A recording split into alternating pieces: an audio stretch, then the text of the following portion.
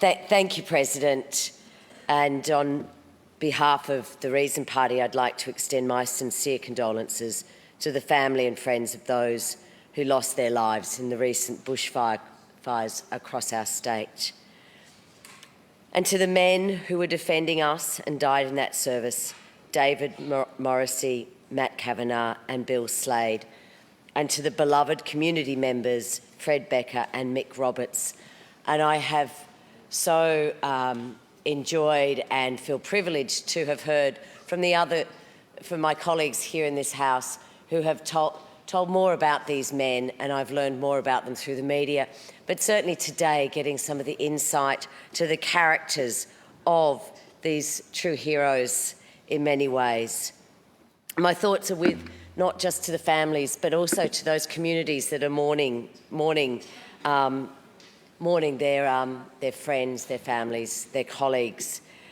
And I travelled through these areas just before Christmas, and there was a sense of looming danger as I drove through Meetung, drove through Mallacoota, drove across the New South Wales border to Eden, to Malua Bay, did my Christmas shopping at Cobargo, stopped in many of the towns, Bredbo, that now have been devastated by these fires.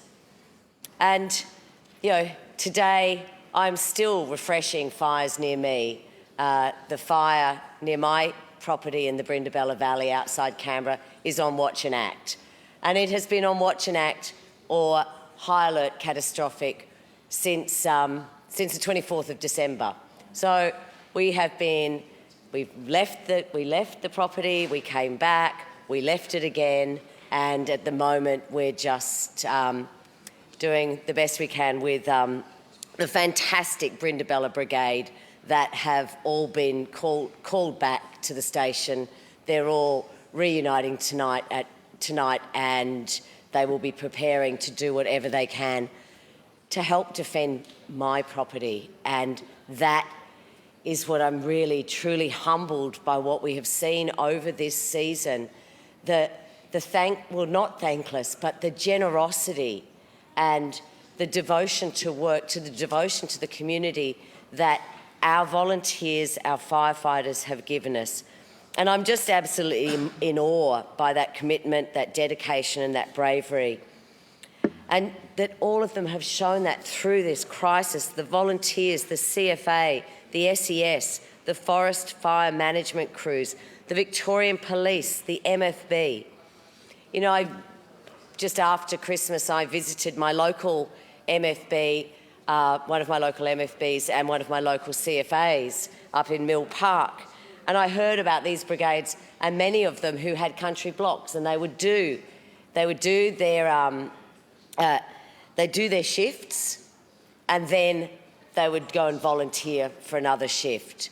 These were remarkable people who supported their community in ways that are just absolutely magnificent.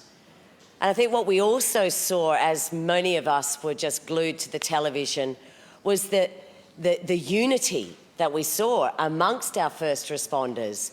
So we saw the SES next to the Fire Forest Management, next to the MFB, next to the CFA. The way that they worked together, not only united in themselves, but they united the communities that they were protecting.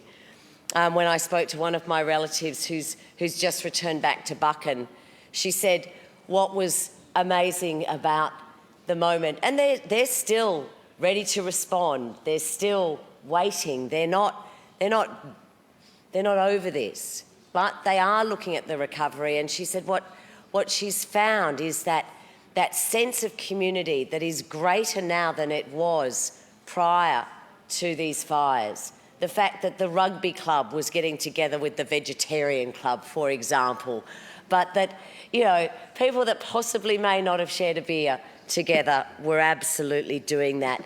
And we heard from our leaders of our first responders how they focused on the community because, you know, I've got a fire looming down on my property. It's 300,000 hectares.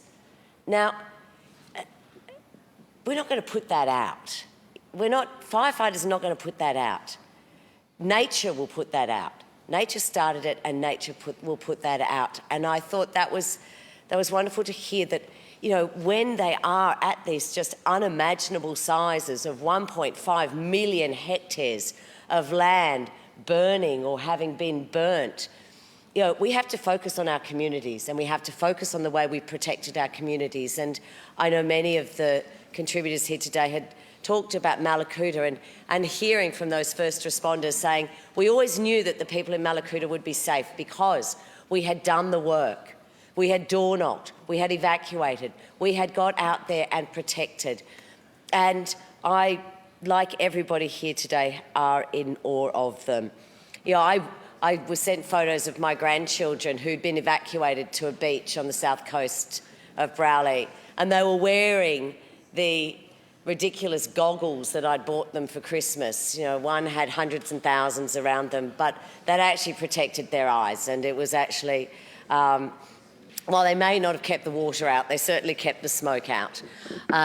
But the way our communities came together, and the way our first responders, our volunteers, our communities protected each other is something that we will never forget. And I'd also like to acknowledge those from the international community who flew halfway around the world to help us, and some of them who even died trying to help us. And we saw those 3 American pilots who lost their lives getting ready to fight fires actually just near my property. To see that 6,500 Australian Defence Force personnel, along with the reservists, out on the ground in this crisis, thank you, thank you. This was a remarkable response, and it was a remarkable response from our leaders. It was a remarkable response from our communities. And I promise and I vow that I will visit as many communities as I can during this year to show my support. I will bring many an esky. I will bring wine racks, empty ones of course, but I will visit as many as I can to show my support, to do what I can, and to think of the wildlife, to turn to the wildlife. In 2003, the fires went through our property, and while the heirlooms were melted, they were gone, the image that still is in my head and is right in my head right now was the red of the road, and this kangaroo almost had died in mid-motion as it was trying to scramble up the side of the road to get away from the fire as it came down. And that's etched.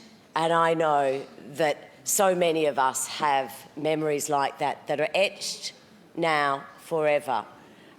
So many of our constituents, and particularly the country colleagues here today, that your constituents will never be able to feel a westerly wind in the same way as they had before. You know, I mourn the summer holidays that many of our school children never got to have this summer and may never have again. You know, our summers have changed.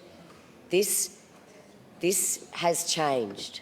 Climate change is changing us, and we need to act. We need to act now.